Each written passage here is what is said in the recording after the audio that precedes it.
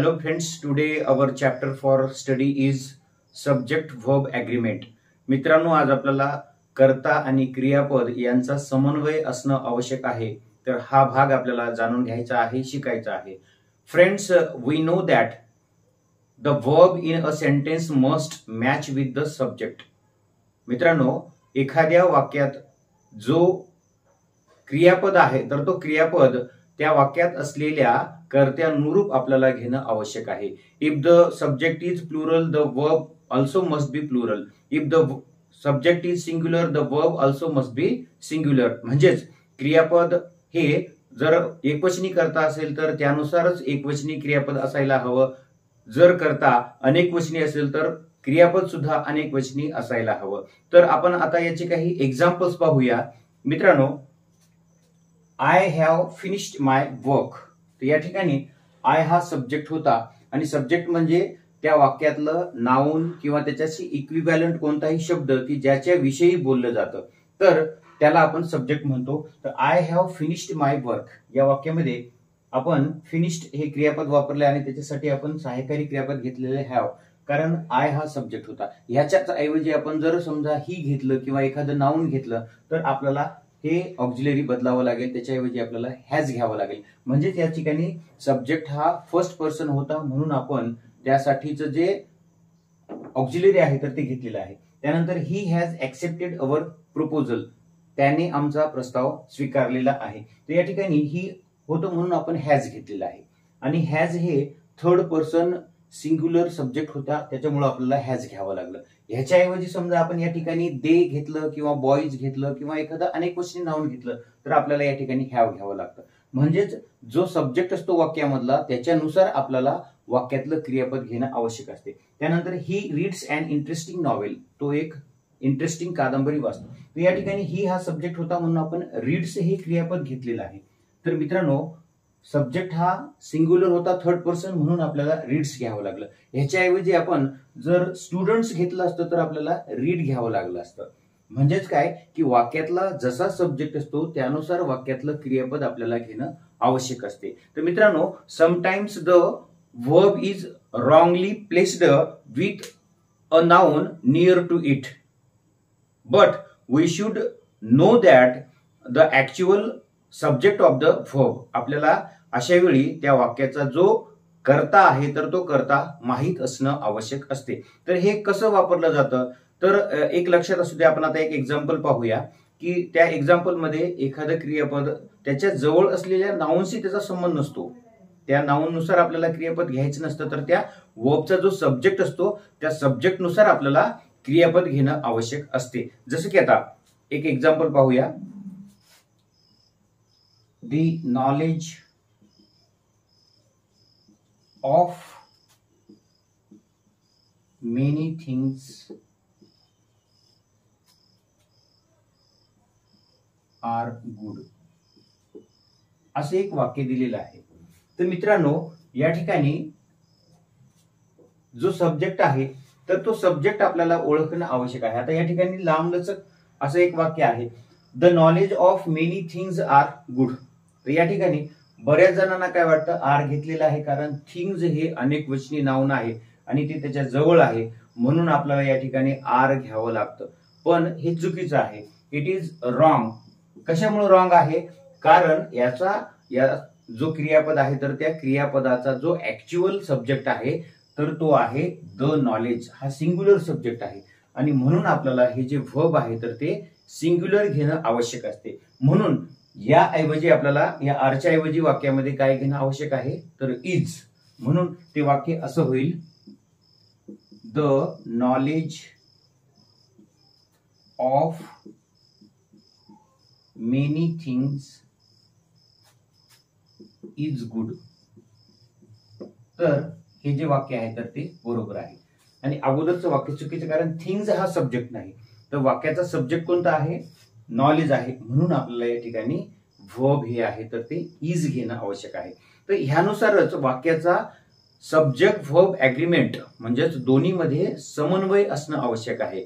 There should be concord between the subject and the verb. त्याचं अजून एक आपण एक्झाम्पल पाहूया. आणखी आपल्याला एक एक्झाम्पल देता येईल. The quality of apples are bad. मित्रांनो, हे एक एक्झाम्पल दिलेलं आहे. आता बऱ्याच जणांना काय वाटतं की ऍपल्स हा प्लुरल नाउन आहे म्हणून आपण या ठिकाणी आर घ्यावं. ते चुकीचं आहे, कारण आर या व्हर्बचा जो सब्जेक्ट आहे तर तो हा नाही. तर तो सब्जेक्ट कोणता आहे? क्वालिटी. म्हणून आपल्याला सिंग्युलर व्हर्ब या ठिकाणी वापरणं आवश्यक आहे. म्हणून हे वाक्य असं असेल, the quality of apples is bad. तर हे वाक्य बरोबर आहे आणि हे अगोदरचं चुकीचं आहे.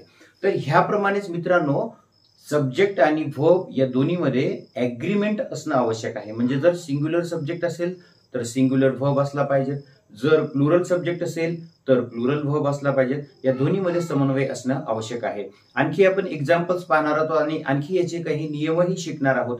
तर ते नियम आता आपण एका एकाने जाणून घेऊया. Friends, when two nouns or pronouns are joined by and, then the verb should be plural. मित्रांनो, जेव्हा दोन नाम किंवा दोन सर्वनाम and ने जोडलेले असतात अशा वेळी वाक्याचं क्रियापद हे अनेक वचनी आवश्यक आहे. कारण and ने जोडले दोन नावं एकत्र जोडलेली असतात किंवा दोन सर्वनाम सुद्धा एकत्र जोडलेले असतात. तर अशा वेळी जो वर्ब आहे तर तो प्लुरल घेणं आवश्यक आहे. आता याचे आपण दोन एक्झाम्पल्स पाहूया. Ram and Shyam are brothers. तर मित्रांनो, राम आणि श्याम हे टू नाउन्स अँड ने जोडलेले आहेत आणि दोन एकत्र नाव जोडलेले असल्यामुळे आपल्याला जो वर्ब आहे तर तो प्लुरल घेणं आवश्यक आहे. म्हणून आपण या वाक्यामध्ये आर घेतलेला आहे. तसंच एखाद्या नाउन आणि एखादं प्रोनाउन सुद्धा असू शकते. तर अशा वेळी सुद्धा आपल्याला हाच नियम लागू पडतो की when two nouns or pronouns are joined by and we must use plural verb. तर my brother and I like hockey. तर या ठिकाणी माय ब्रदर अँड आय हे प्रोनाउन आहे, ब्रदर हे नाउन आहे. तर नाउन आणि प्रोनाउन हे एकत्र जोडलेले आहेत आणि ते आपल्याला दाखवण्यासाठी आपण प्लुरल वर्ब वापरलेला आहे, लाईक. ह्याच्याऐवजी समजा एकच सब्जेक्ट असतं या ठिकाणी की ही किंवा राहुल लाईक्स असं घ्यावं लागलं असतं आपल्याला. म्हणजे याला येस हा प्रत्यय लावावा लागला असता. पण अँड ने जोडलेले दोन नाउन्स आणि प्रोनाउन्स असतील तर आपल्याला जो वर्ब आहे तर तो प्लुरल घ्यावा लागतो. त्यानंतर आता नेक्स्ट रूल आहे. पुढचा रूल काय आहे तो जाणून घेऊया. When two nouns suggest the same person or same thing or refer to the same person or same thing, then we must use singular verb. मित्रांनो, जेव्हा दोन नामे एकाच व्यक्तीविषयी वापरलेले असतील तर अशा वेळी आपल्याला वाक्याचा जो सब्जेक्ट आहे तर तो सिंग्युलर समजून आपल्याला त्या ठिकाणी सिंग्युलर वर्ब वापरणं आवश्यक असते. कारण ते दोन नावं जे आहेत तर ते एकाच व्यक्तीविषयी वापरलेले असतात. ते एकाच व्यक्तीचा संदर्भ व्यक्त करत असतात. तर अशा वेळी जो वर्ब आहे तर तो सिंग्युलर असणं आवश्यक आहे. आता एक्झाम्पल पाहूया. My friend and advisor is gone. आता या ठिकाणी जरी अँड वापरलेलं असेल तरी हे जे दोन शब्द आहेत, दोन नाउन्स आहेत तर ते एकाच व्यक्तीविषयी रेफरन्स देतात. म्हणून यावेळी आपल्याला सिंग्युलर वर्ब वापरणं आवश्यक आहे. जसं की तो एकच व्यक्ती आहे, मित्रही आहे आणि सल्लागार आहे. My friend and advisor is gone. माझा मित्र आणि माझा सल्लागार गेला. तर या ठिकाणी मित्रांनो, जेव्हा दोन नाउन्स आहेत तर ते एकाच व्यक्तीविषयी किंवा एकाच वस्तूविषयी जर सजेस्ट करत असतील तर अशा वेळी वाक्यामध्ये अँडने जरी ते जोडलेले असतील तर तेव्हा आपल्याला सिंग्युलर वर्ब वापरणं आवश्यक असते. किंवा आपण आता आणखी एक एक्झाम्पल पाहूया. Time and tide waits for none. तर मित्रांनो, या ठिकाणी weights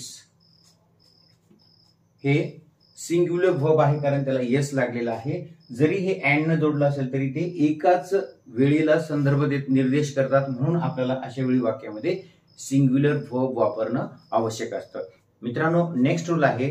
when 2 or more singular subjects are connected by or, nor, either or, neither nor, then we must use singular verb. मित्रांनो, जेव्हा दोन सिंग्युलर सब्जेक्ट हे आयदर ऑर, नायदर नॉर, नॉरने जोडलेले असतील तर अशा वेळी वाक्यामध्ये आपल्याला सिंग्युलर वर्ब वापरणं आवश्यक असते. जसं की either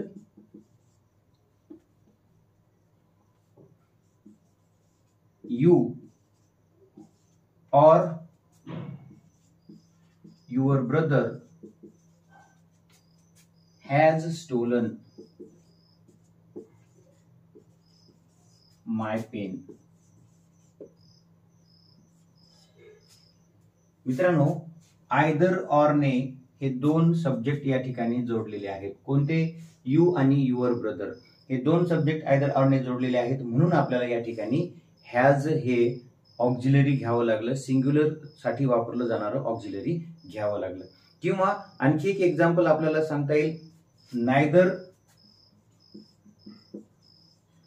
he nor his friend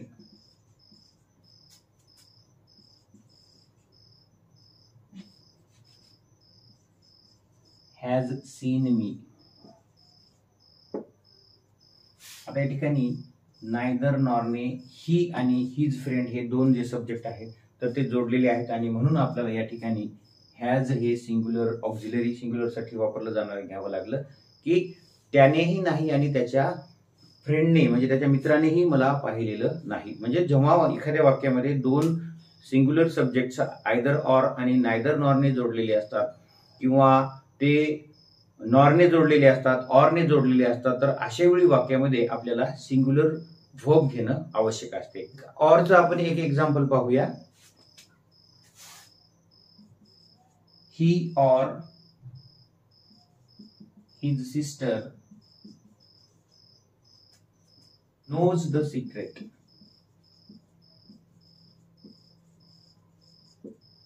तर या ठिकाणी आपण नोज घेतलेला आहे आणि हे ही आणि हिज सिस्टर हे जे दोन सिंग्युलर सब्जेक्ट आहेत तर ते ऑरने जोडलेले होते, म्हणून आपल्याला नोज हे सिंग्युलर वर्ब घ्यावं लागलं.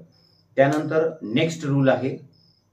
मित्रांनो, यापूर्वी जो आपण रूल पाहिला होता, when two singular nouns or two singular subjects are joined by either or neither nor, then we must use singular verb.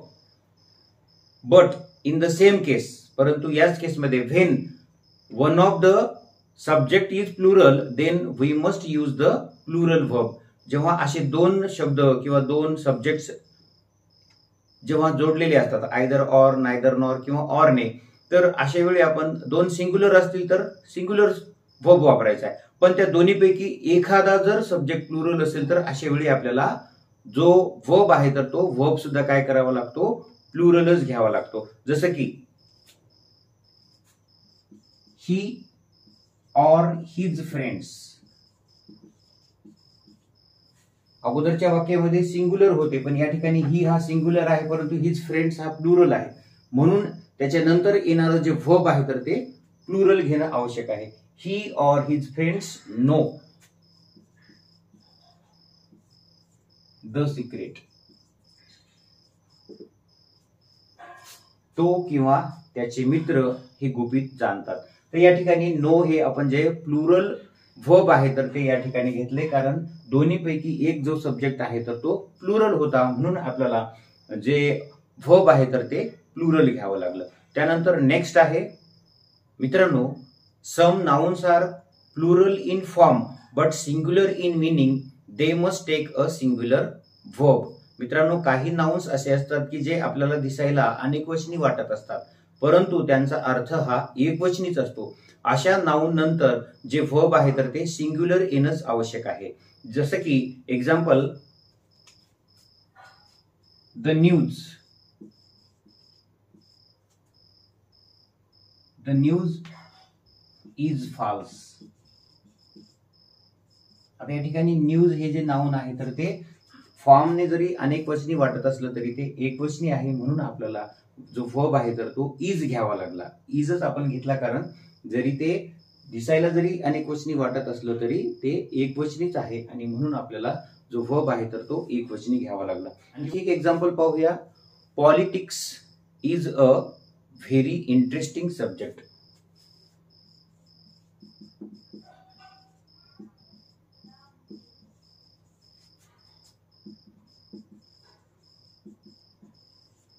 तर या ठिकाणी पॉलिटिक्स हा जो शब्द आहे तर तो अनेकवचनी वाटतो, परंतु वास्तवात तो एकवचनीच आहे आणि म्हणून आपण या ठिकाणी इज हे सिंग्युलर वर्ब वापरलेला आहे. तर अशा वेळी मित्रांनो जो वर्ब आहे तर तो आपल्याला सिंग्युलर घेणं आवश्यक असते. मित्रांनो, when a plural noun is of proper name of a single subject then we must take singular verb with it. जेव्हा एखादं अनेकवचनी नाम हे एखाद्या विशिष्ट व्यक्तीविषयी किंवा विशिष्ट वस्तूविषयी सांगत असेल आणि ते त्याचा उल्लेख करण्यासाठी वापरलं असेल तर अशा वेळी त्या वाक्यामध्ये येणारं जे क्रियापद आहे तर ते एकवचनी आवश्यक आहे. जसे की आपण समजा एक एक्झाम्पल पाहूया. The Pickwick papers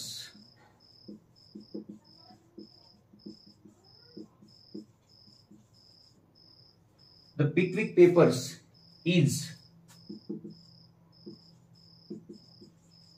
written by Charles Dickens.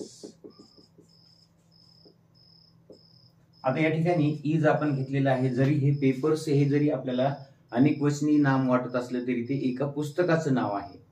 जरी ते अनेकवचनी असलं तरी एका वस्तूविषयी ते निर्देशित करत आहे आणि म्हणून आपल्याला ह्याच्यासोबत आलेलं जे क्रियापद आहे तर ते सिंग्युलर घ्यावं लागलं. किंवा आणखी एक एक्झाम्पल आपण पाहूया. The United States has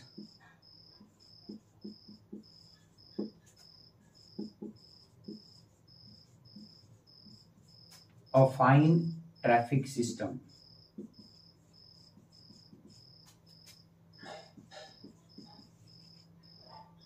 तर या ठिकाणी आपण हॅज वापरले. युनायटेड स्टेट्स हे जरी अनेकवचनी नाउन वाटत असलं तरी ते एका देशाचं वर्णन करण्यासाठी वापरलेलं आहे आणि म्हणून आपल्याला ह्याच्यासोबत हॅज हे सिंग्युलर वर्ब घ्यावं लागलेलं आहे. त्यानंतर आणखी काही रूल्स आपण पाहूया. When a plural noun is use to show an amount of anything or a quantity of something as a whole then we must use singular subject.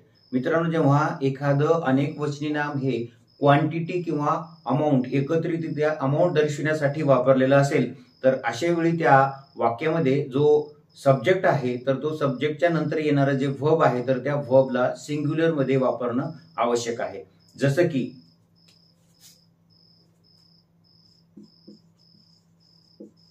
20,000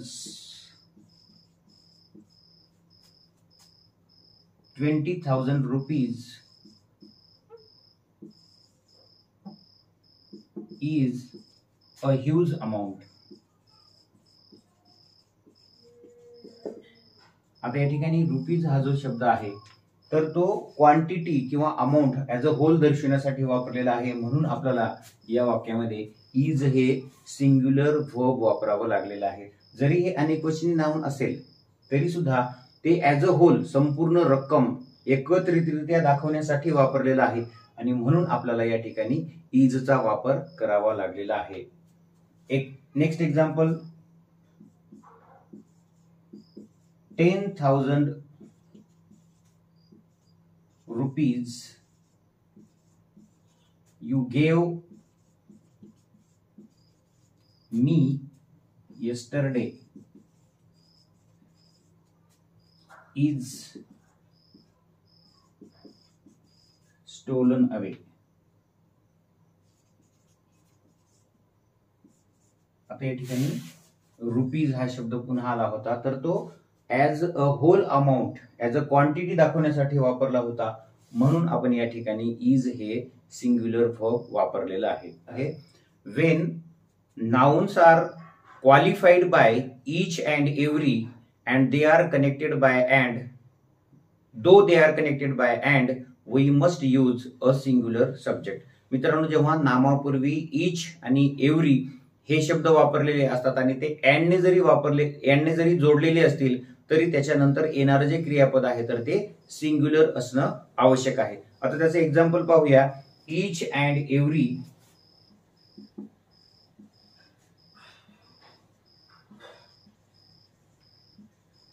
man has his own ways.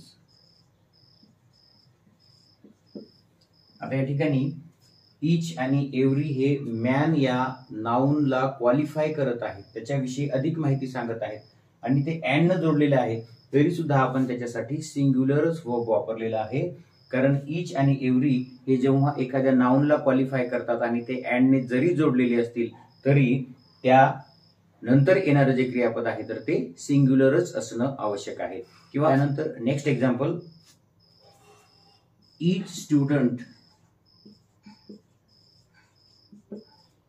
and every teacher is given chances.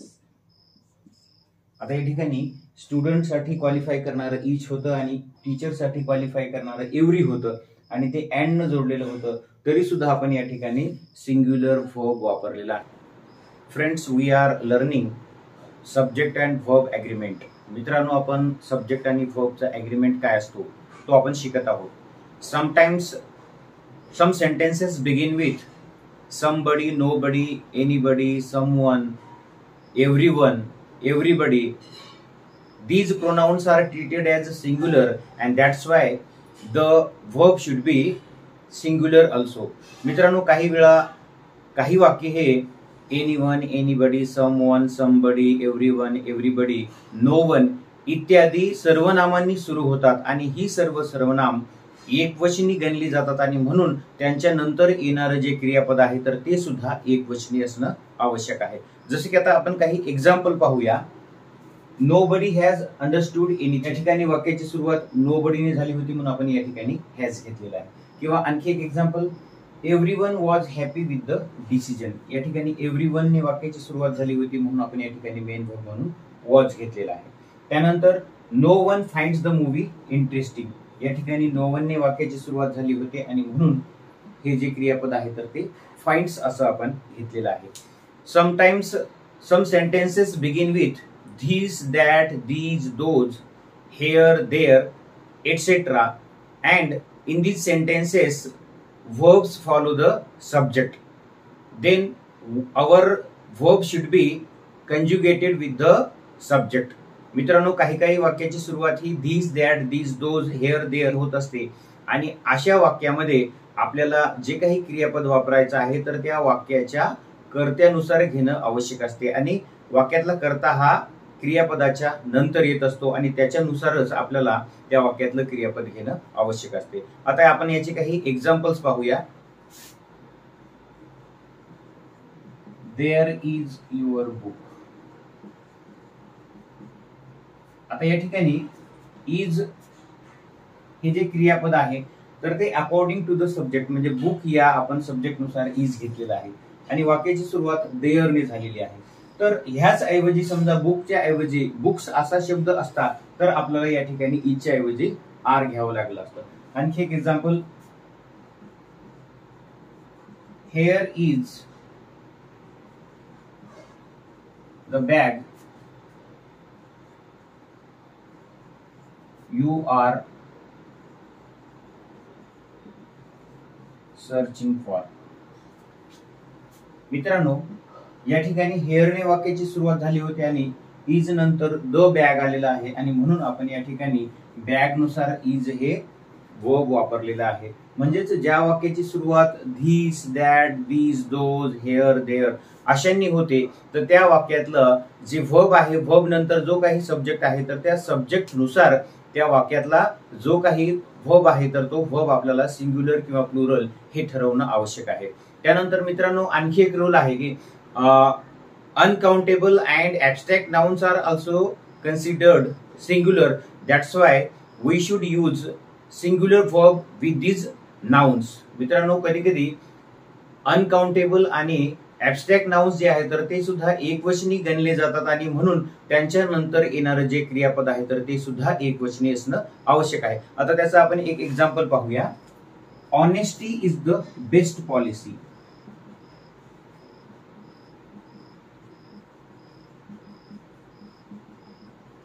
या ठिकाणी honesty जे आहे तर ते abstract noun होतं आणि म्हणून आपण याच्यासाठी इज घेतलेला आहे. किंवा आणखी एक एक्झाम्पल आपण पाहू शकतो. Love makes people do crazy things.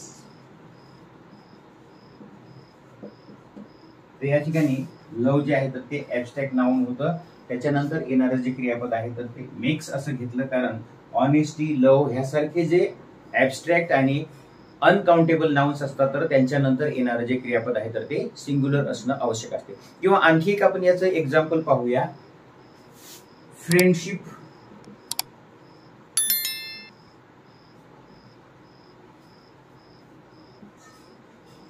Keeps your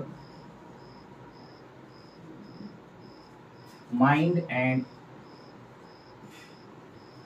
body healthy.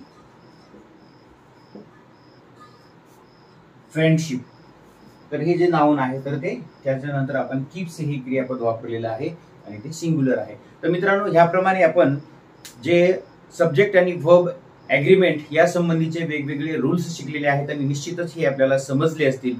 आणि हा व्हिडिओ जर आपल्याला आवडला तर आपल्या मित्रांना शेअर करायला विसरू नका. Thank you. Keep learning, keep growing.